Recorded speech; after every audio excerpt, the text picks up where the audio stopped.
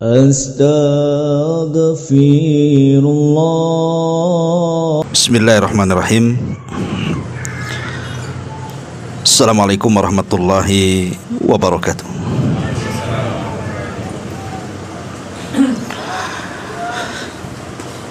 Bihamdillah wassalatu wassalamu ala rasulillah wa ala alihi wa sahbihi wa mawalah wa la hawla wa la quwata illa billahi wa ba'du. Alhamdulillah, segala puja dan puji hanya milik Allah subhanahu wa ta'ala. Salawat dan juga salam tetap kita hadiahkan kepada Rasul kita Nabi besar Muhammad sallallahu alaihi wa ala alihi wasallam. Alhamdulillah, di malam hari ini kembali kita bisa duduk di rumah yang insyaallah diberkahi Allah Azza wa Jal. Tentu dalam rangka bertalabul ilmi,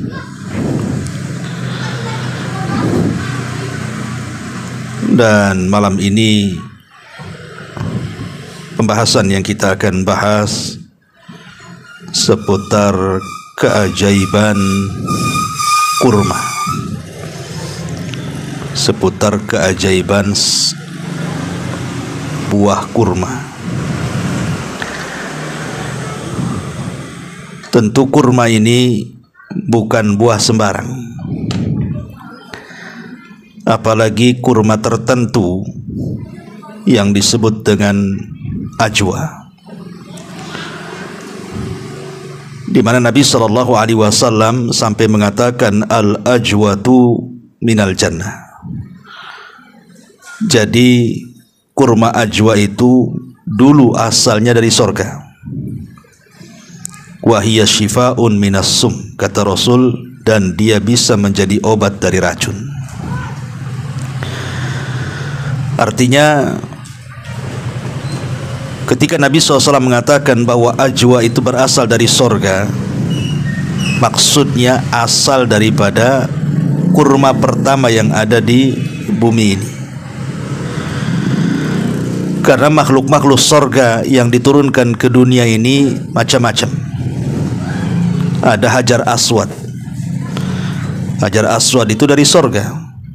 Dulunya warnanya putih bersih dan bersinar, tapi karena dosa-dosa anak Adam sehingga menjadi hitam, maka disebut hajar aswad, batu hitam.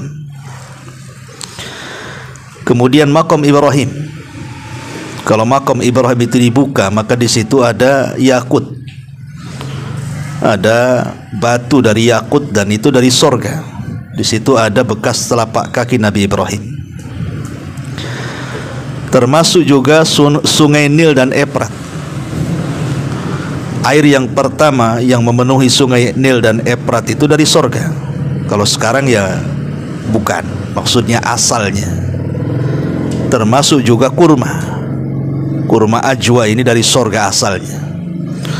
Ya kalau sekarang ya bukan dari sorga lagi, karena sudah biji-bijinya juga sudah banyak dan dikembangkan. Samalah istilah Adam itu dari tanah kan itu, tapi kan turunannya bukan dari tanah. Kalau badan kita kemudian diiris pisau kan nggak keluar tanah, keluar darah kan itu ya. Jadi maksudnya di sini asalnya. Maka malam ini kita akan mencoba menggali tentang rahasia di balik kurma ini. Di dalam Al-Quran Allah subhanahu wa ta'ala menyebut 22 kali kurma itu. Salah satunya disebutkan dalam surah An-Nahl ayat 10 dan 11. Allah subhanahu wa ta'ala mengatakan huwallazi anzala minas sama'i ma lakum minhu syarabun wa minhu syajarun fihi tusimun yumbitu lakum bihi zar'ah waz zaitun wan nahil. Wan nakhil artinya kurma, wal a'nab wa min kulli thamarat inna fi dzalika laayatin liqaumi yatafakkarun. Dialah yang telah menurunkan hujan dari langit. Untuk siapa? Untuk kalian. sebagiannya menjadi minuman, sebagiannya menyuburkan tumbuh-tumbuhan yang pada tempat-tempat tumbuhnya kamu mengembangkan ternakmu. Dia menumbuhkan bagi kamu dengan hujan itu tanaman-tanaman seperti zaitun, kurma, anggur dan segala macam buah-buahan. Sesungguhnya pada yang demikian itu benar-benar ada tanda-tanda kuasa Allah bagi kaum yang mau berfikir. Di sini Allah sebutkan kalimat nakhil, kurma. Kemudian juga dalam surah Maryam ketika menceritakan tentang kelahiran Isa bin Maryam, bagaimana Maryam ketika itu sedang bersandar di pohon kurma kan itu. Kemudian Allah memerintahkan untuk menggoyang pohon itu. Maka berjatuhanlah kurma-kurma rutab, kurma-kurma basah itu. Maka Allah mengatakan fakuli washrabi wa qarri ainan fa imma tarayanna minal bashari ahadan fakuli inni nadartu lirrahmani sauman fala ukallimal yauma insiya. Maka makanlah, maksudnya makan dari kurma yang jatuh itu. Yang Allah mengatakan tusakit aliki rutoban janiya, maka akan berguguran kurma-kurma basah itu. Maka Allah mengatakan makan, kemudian minum dan bersenang hatilah dengan makanan dan minuman itu. Kemudian Allah Subhanahu wa taala juga mengatakan dalam surah Yasin 34, wa ja'alna fiha jannatin min nakhil wa a'nabin wa fajjarna fiha minal uyun. Dan kami jadikan padanya kebun-kebun kurma dan anggur, dan kami pancarkan padanya beberapa mata air. Ma'asyiral muslimin yang dimuliakan Allah Subhanahu wa taala, pembahasan kita adalah sebuah riwayat atau beberapa riwayat, nanti kita akan bentangkan, di mana Nabi sallallahu alaihi wasallam bersabda dalam sebuah hadis yang dikeluarkan oleh Bukhari dan Muslim dari sahabat Sa'ad bin Abi Waqqas radhiyallahu anhuma. Kata Nabi sallallahu alaihi wasallam, man tasabbaha bi sab'i tamarati ajwa lam yadurruhu dzalikal yauma summun wala sihrun. Barang siapa yang mengkonsumsi 7 butir kurma ajwa di pagi hari, maka pada hari itu dia tidak akan terkena racun dan tidak mungkin tersentuh sihir.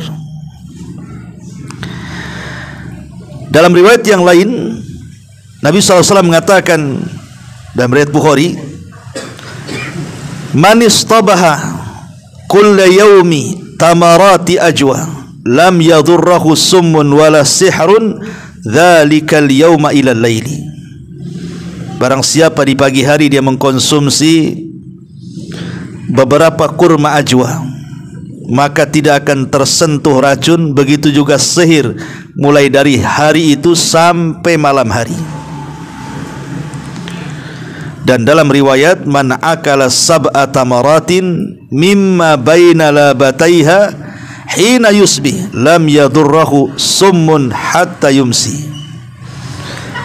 Maka barang siapa yang memakan 7 kurma dari kurma-kurma Madinah sampai waktu pagi, maka di waktu pagi maka dia tidak akan terkena racun sampai waktu sore. Dan banyak riwayat-riwayat soal keampuhan dan keajaiban makan kurma ajwa ini. Pertanyaan pun muncul, apakah mesti kurma ajwa? Maksudnya kurma ajwa itu kurma yang tumbuh di kota Madinah. Jadi kurma ini hanya ada di Madinah saja dan tidak tumbuh di daerah-daerah lain. Di Mekah tidak tumbuh, apalagi di Yaman, di Syam, di Irak, di Iran tidak ada. Ajwa itu hanya di kota Madinah. Kenapa? Karena kurma ini menjadi berkah karena doa Nabi. Jadi Nabi yang mendoakan keberkahan kurma itu, sebagaimana Ibrahim mendoakan makanan penduduk Mekah, maksudnya kambing, daging kambing. Maka Nabi SAW mendoakan keberkahan makanan penduduk Madinah. Jadi kalau makanan penduduk Mekah yang mendoakan berkah siapa? Nabi Ibrahim. Ketika dia bertamu kepada salah satu ataupun kepada istri Ismail yang kedua setelah mentalak istrinya yang pertama, maka Ibrahim alaihi salatu wasallam dijamu oleh istrinya, diberikan daging kambing dan air zam-zam. Maka Ibrahim alaihi salatu wasallam kemudian mendoakan makanan itu, dan Ibrahim mengatakan, Allahumma barik fi ta'amikum wa syarabikum. Ya Allah, semoga engkau berkahi makanannya, maksudnya daging kambingnya itu, dan juga air zam-zamnya. Makanya sejak itu daging-daging kambing di kota Mekah itu berkah. Orang Mekah walaupun makan kambing sehari 5 kali nggak ada kolesterol, nggak ada darah tinggi, nggak kayak kita. Coba antum beli kambing di Temyang situ, sebulan aja 3 kali sehari, pagi siang sore, pagi siang sore, apa nggak tumbang tuh bulan depan? Naik semuanya, darahnya naik, kolesterolnya naik, semua naik ya. Belakangan karena kambing yang ngambil dari Tamyang, kita pula diantar ke Tamyang. Gitu. Ya, ke kuburan Tamyang sana. Lah Nabi mendoakan penduduk Madinah, maksudnya mendoakan makanan mereka, karena orang Madinah kan mengkonsumsi kurma. Makanya jadi berkah kurma Madinah itu karena doanya Nabi yang disebut dengan kurma ajwa. Ya memang kurma itu banyak macamnya lah. Salah satunya ada kurma ajwa, kurma Madinah tuh. Lah apakah hanya kurma ajwa saja yang kalau kita makan di pagi hari kita tidak akan terkena sihir, kita tidak akan terkena racun sampai malam hari? Ataukah semua kurma bisa kita makan dan khasiatnya sama? Itu yang jadi pertanyaan. Di sini menjadi khilaf para ulama. Saya akan sebutkan khilafnya. Sebagian para ulama mereka mengatakan bahwa seperti yang dikatakan Al-Imam Al-Qurtubi rahimahullahu taala. Dia mengatakan zahirul ahadits khususiyatu ajwatil madinati bidaf'is summi wa ibtalis sihri. Kata Imam Qurtubi rahimahullahu taala, kalau melihat zahir hadis, maksudnya lahiriah hadis yang kita pahami, seolah-olah Nabi SAW hanya menghususkan kepada kurma ajwa Madinah saja. Karena riwayat-riwayatnya kan bercerita masalah ajwa yang bisa menolak racun dan sihir itu.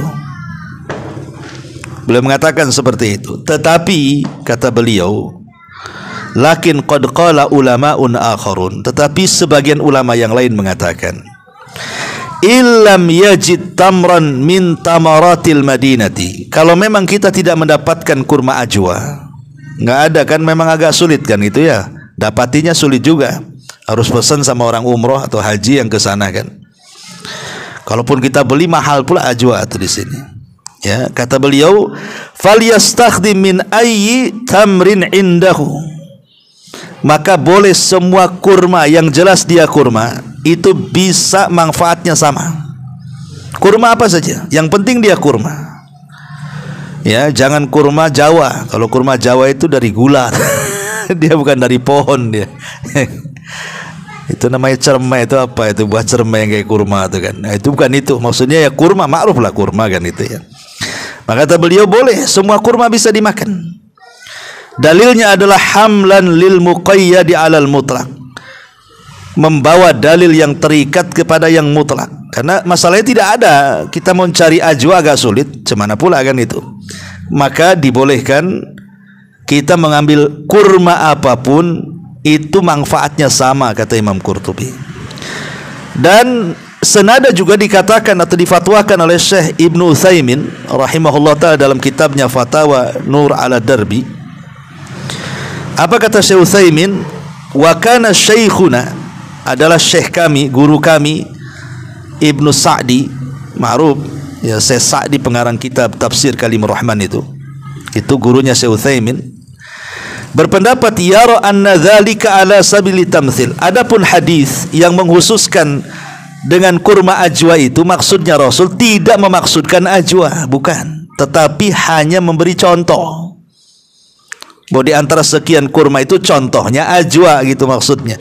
Bukan maksudnya itu hanya kurma ajwa, yang lain tidak. Enggak, bukan begitu maksud hadis itu. Kata Syekh Utsaimin mengambil perkataan gurunya, maksudnya Rasul ketika menyebutkan ajwa itu ala sabili tamtsil, hanya sekedar memberikan contoh. Semua kurma sama manfaatnya, Tapi contohnya adalah ajwa gitu maksudnya. Kemudian beliau mengatakan wa annal maqsud at-tamru mutlaqo. Yang dimaksud hadis itu adalah kurma secara mutlak, secara umum. Bahwa kalau kita mengkonsumsi kurma apapun di pagi hari 7 butir dengan diniatkan untuk menghilangkan atau menolak racun dan sihir, maka manfaatnya sama dengan ajwa. Dan Syekh bin Baz rahimahullahu taala juga mengatakan wa yurja an yanfa Allahu bidzalika tamar kullahu, dan diharapkan Allah memberikan manfaat kepada hadis itu, maksudnya kurma secara umum. Walaupun kata beliau secara nas memang ditunjukkan kepada kurma Madinah, kurma tamar maksudnya. Tetapi beliau mengatakan wa yurja annallaha yanfa bi baqiyati tamri. Tapi saya mengharap, kata Syekh bin Baz, bahwa manfaat itu bukan hanya sekedar kurma Madinah saja, tapi semua kurma. Dari sini kita tahu terjadi khilaf ulama kan. Ada yang mengatakan menghususkan kurma ajwa itu kalau kita dapat.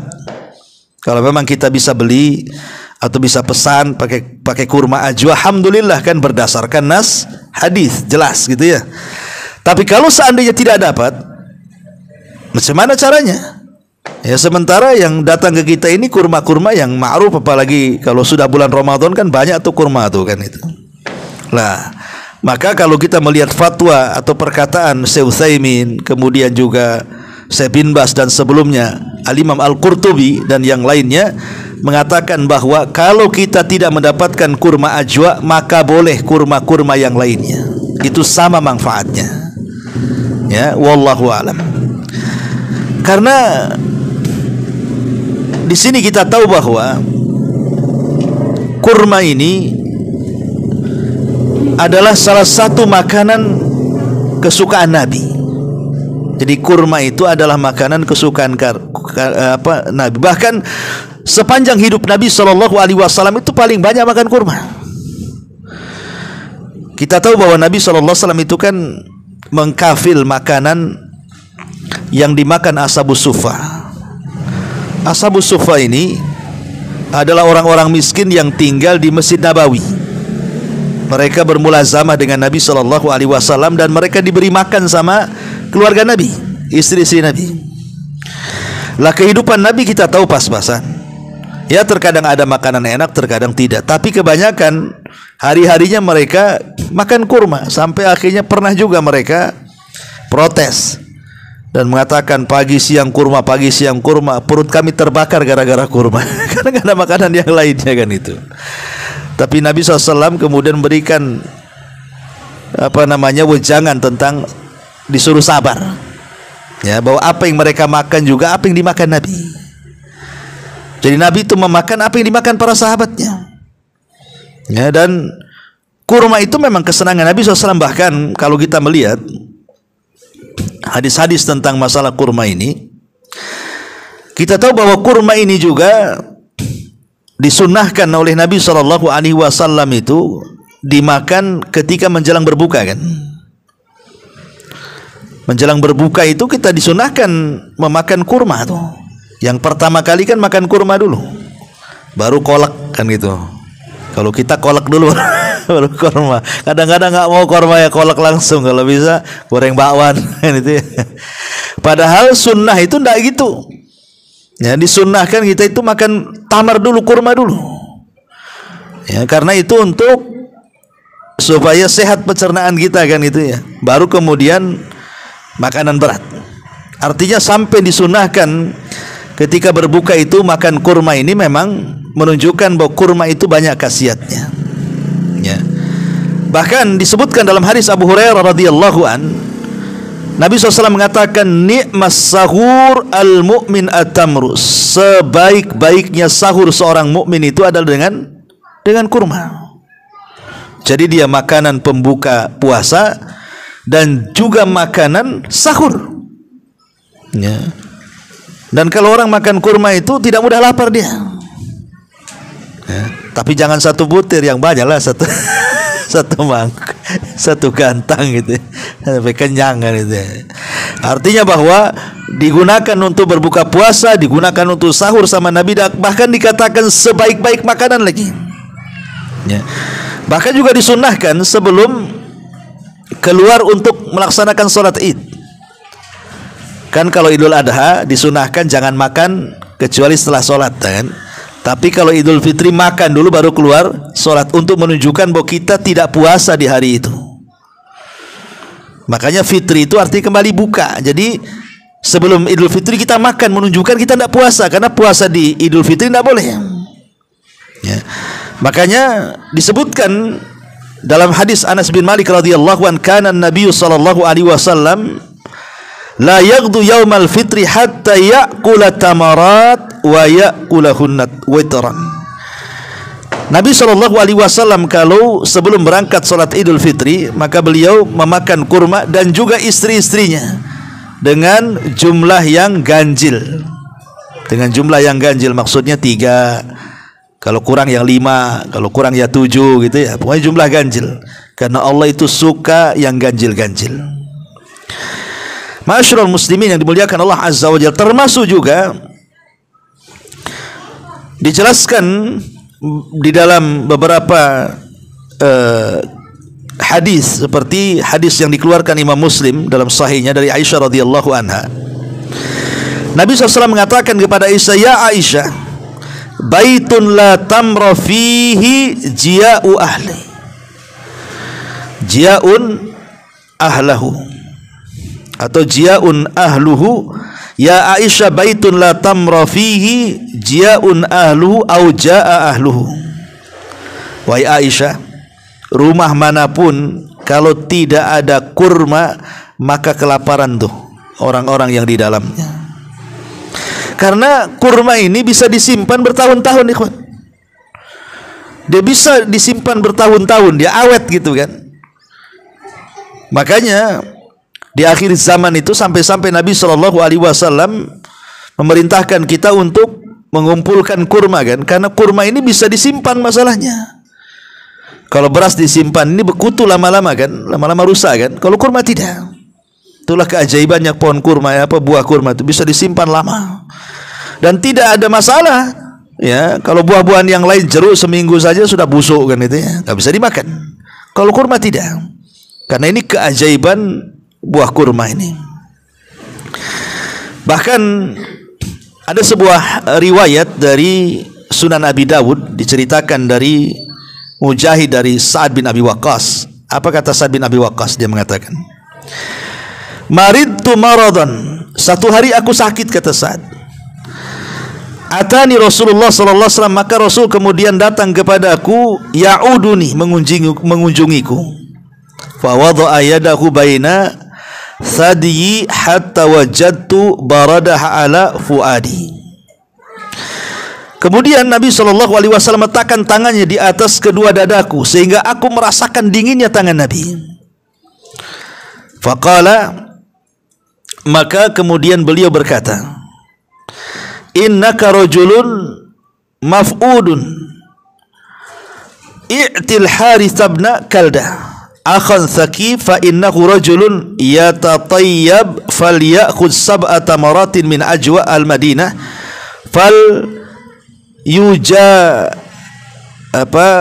yuja'ahunna binawahunna thumma liyaludakka bihinna. Apa kata beliau? Beliau berkata, datangkanlah kepada Harits ibn Kaldah, saudara Thaqif, karena ia adalah pakar pengobatan. Suruhlah dia mengambil 7 butir kurma ajwa Madinah, kemudian tumbuklah dengan biji-bijinya, lalu minumkan pada Sa'ad bin Abi Waqqas.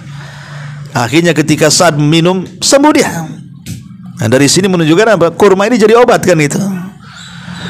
Kalau seandainya seseorang sakit, tidak ada biaya untuk ke dokter, kan gitu ya, apa salahnya kita gunakan kurma, kan? Dengan ditumbuknya kurma itu kemudian dijadikan minuman, kemudian diminum dengan niat pengobatan. Karena ini hadisnya ada, riwayatnya ada gitu. Nabi SAW menyuruh itu. Kan pengobatan di macam-macam.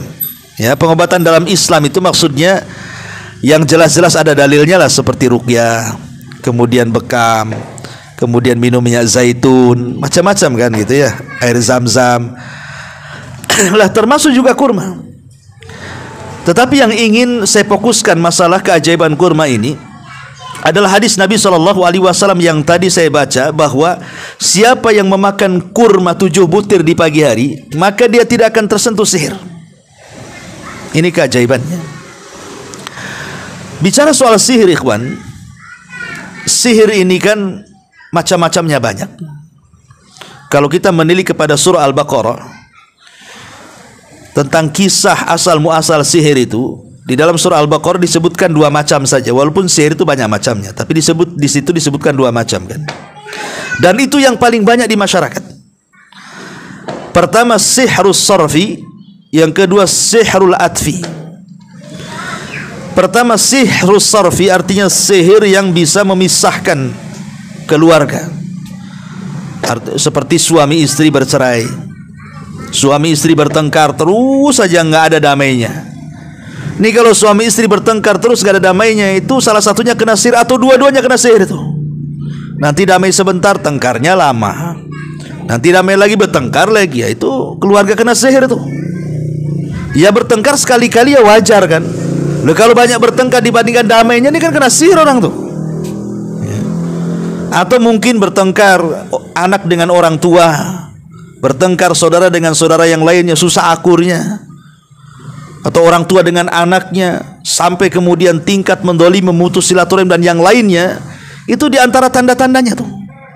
Namanya sihru al-sarfi namanya.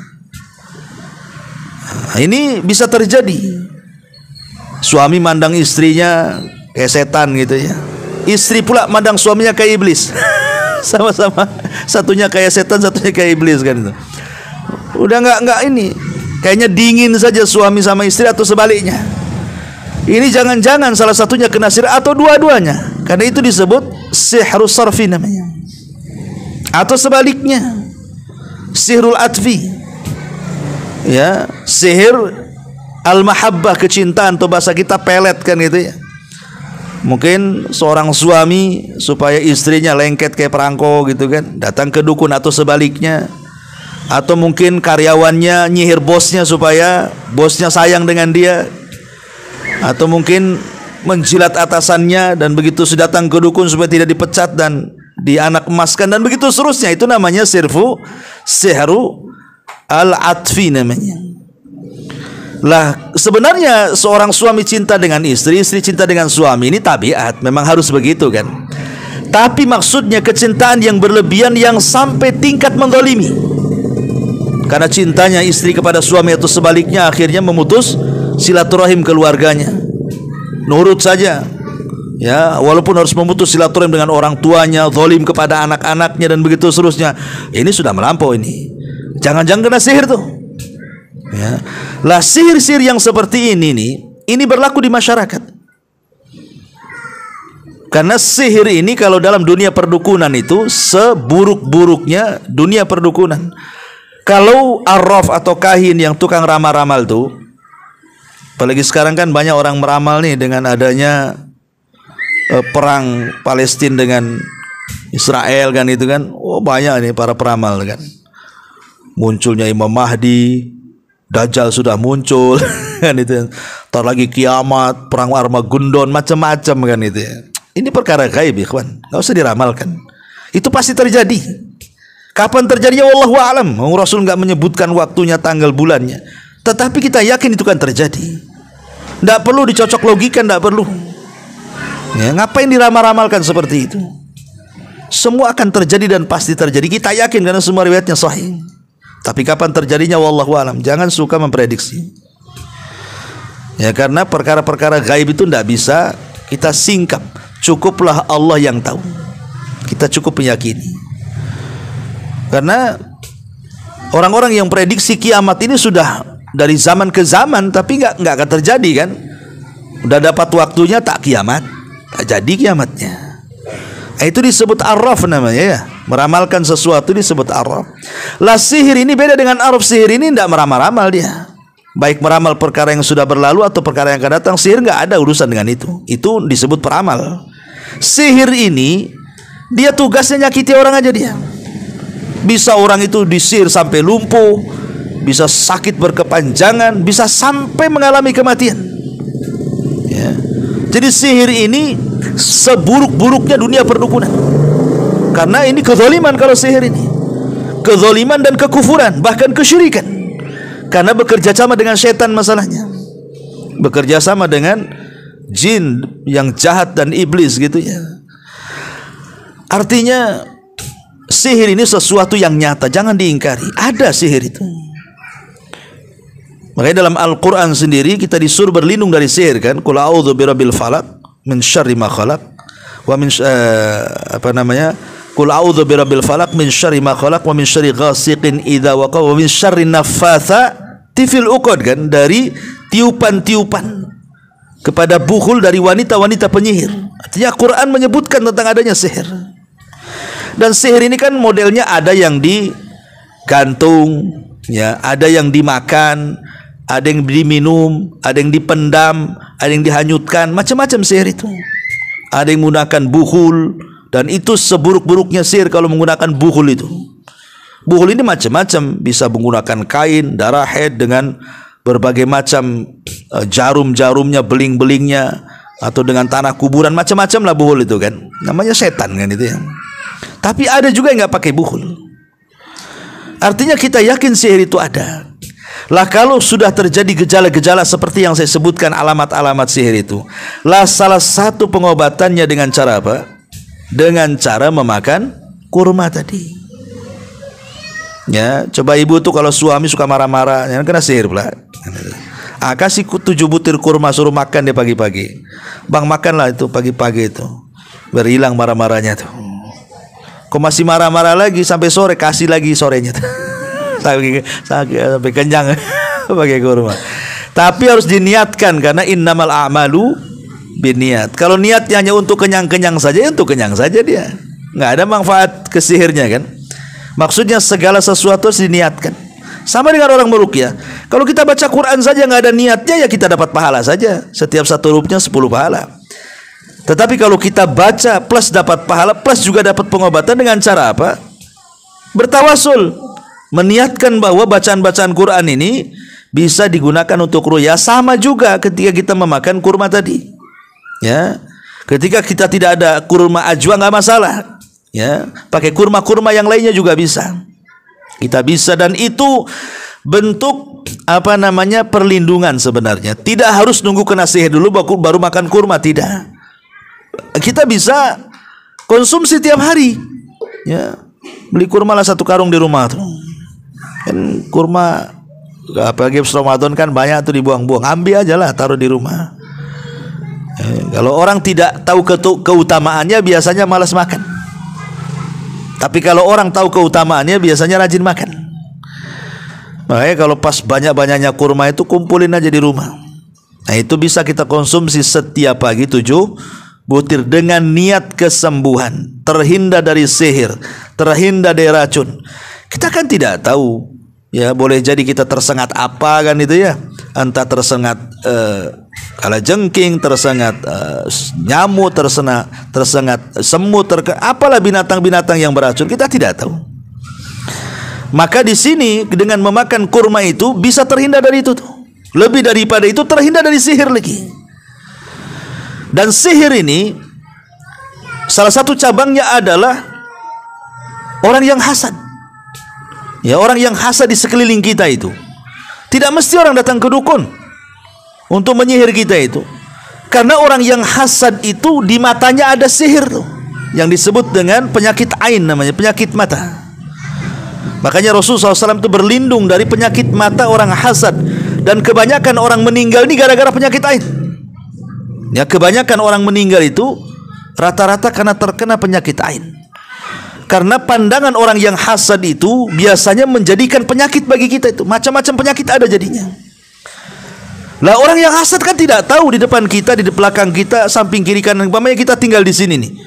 Kita kan di depan ada rumah, di belakang ada rumah, kiri kanan ada rumah. Yang hasad dengan kita tidak tahu loh. Mana satu? Apakah yang belakang kah, yang depan? Dan kita nggak boleh suudon juga. Ya, kita nggak boleh suudon. Nampak tuh yang sebelah sana hasad. Kenapa? Tak tahu, tak pernah ketawa. Bukan ketawa itu bukan karena hasad. Itu karena ketawa. Bukan, kita nggak boleh suudon juga. Tapi yang jelas di sekeliling kita itu pasti ada orang hasad. Nggak mungkin beda. Mungkin di pengajian, mungkin di pekerjaan, ya mungkin bertetangga. Namanya orang hasad tuh pasti di mana-mana. Makanya kemudian hasad ini kalau dimiliki orang baik jadi baik. Tapi kalau hasad kalau dikelola orang jahat itu jadi jahat. Dan bisa mengakibatkan sihir ain namanya. Sihir mata. Makanya kita lihat, kalau umpamanya ada acara keluarga umpamanya kan, entah walimatul arus, entah akekah, pokoknya yang sifatnya ngundang orang lah.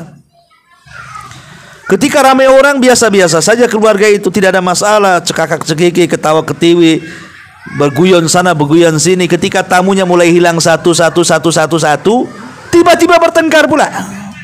Loh, tadi ketawa-ketawa ada tamu, ketika hilang tamu pula bertengkar.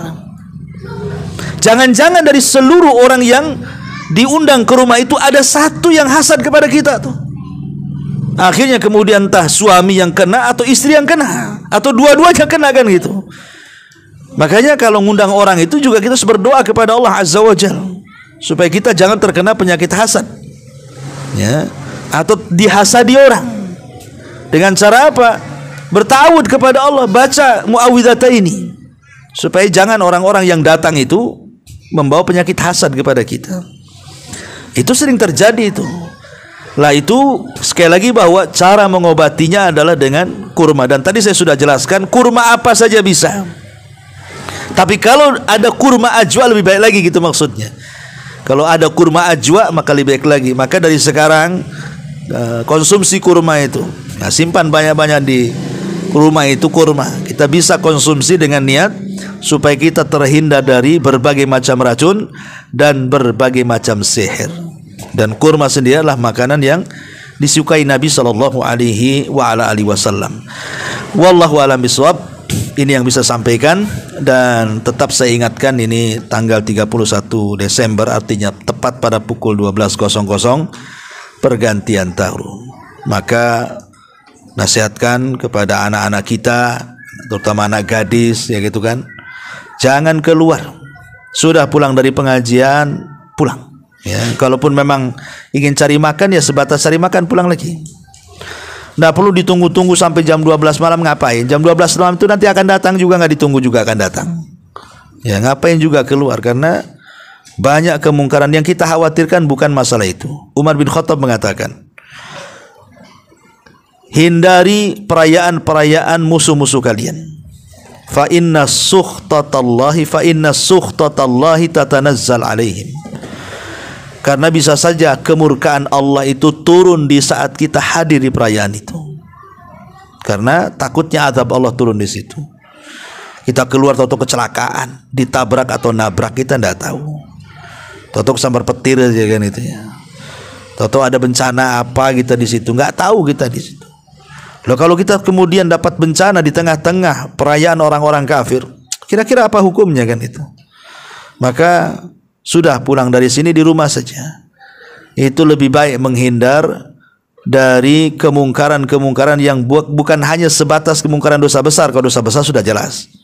Karena tahun baru itu biasanya diramaikan dengan naudzubillah perzinahan, minum khamar, ikhtilat, kemudian ganggu orang dengan petasan, kemudian tabdir berboros-boros beli petasan, kembang api dan yang lainnya. Tapi lebih daripada itu ada keyakinan bahwa ini adalah ritual kesyirikan. Ya, karena tujuan pergantian tahun itu kalau kita merunut sejarah itu dalam rangka menyembah dewa Janus. Maka disebut Januari. 1 Januari diambil dari dewa. Kalau kita merayakan 1 Januari artinya seolah-olah kita merayakan dewa kan gitu ya. Maka apalagi kalau disebut pergantian tahun Masehi, yang namanya Masehi dinisbatkan kepada Isa Al-Masih. Dan keyakinan kepada Isa Al-Masih, tahulah kita dengan orang Nasrani beda. Mereka menganggap Tuhan, kita mengatakan bukan Tuhan. Makanya bukan hanya sekedar peringatan biasa pergantian tahun, tapi lebih daripada itu ada ideologi yang terselubung. Walaupun kita nggak yakin di situ, Sahabat juga nggak yakin ketika mengadakan Nairuz dan Mihrajan kan, ulang tahun Persia, tapi Rasul tetap melarangnya dan menggantikan dengan Idul Fitri dan Idul Adha. Kan tidak mungkin sahabat melakukan kesyirikan. Mereka hanya makan-makan, main-main, ngobrol-ngobrol, tapi Rasul melarangnya. Sama juga dengan kita ini, kita hanya cari makan kuliner tahun baru, kita hanya nengok petasan, kita nggak nyalakan petasan, kita hanya senang-senang. Iya, sahabat juga sama kok, tapi dilarang sama Nabi. Ya, tidak boleh hadir di situ. Kenapa? Karena yang seperti ini akan mengantarkan kepada wasilah kepada dosa yang lebih besar daripada itu. Makanya sifat seorang mukmin itulah yashhaduna zur, tidak pernah menyaksikan apapun kemungkaran. Harusnya terbalik, man ra'a minkum mungkaran falyughayyir biyadi. Kalau kita melihat kemungkaran harus kan dirubah. Malah terlibat pula di situ. Ya. Yang lebih parah pula orang tua saking sayang dengan anaknya minta kembang api, dibelikan pula kembang api itu. Enggak usah lah kan itu, enggak usah dibelikan, biarkan dia nangis. Biar kita didik anak kita tahu bahwa tahun baru itu bukan ulang tahun kita. Ajarkan kepada anak kita. Ya, kalau dia minta beli petasan, minta jangan. Ini enggak boleh tasabuh dengan majusi. Ya, bakar-bakar api itu ini orang majusi. Niup-niup trompet itu orang Yahudi, nyanyi-nyanyi itu orang Nasrani. Jangan, tanamkan hal-hal yang seperti itu kepada anak kita supaya tahu bahwa setiap pergantian tahun anak kita juga tidak merayakan seperti yang orang-orang kafir rayakan. Wallahu a'lam. Nasihat saya, subhanakallahumma bihamdika asyhadu an la ilaha illa anta astaghfiruka wa atubu ilaik. Allahu ta'ala. Assalamualaikum warahmatullahi wabarakatuh.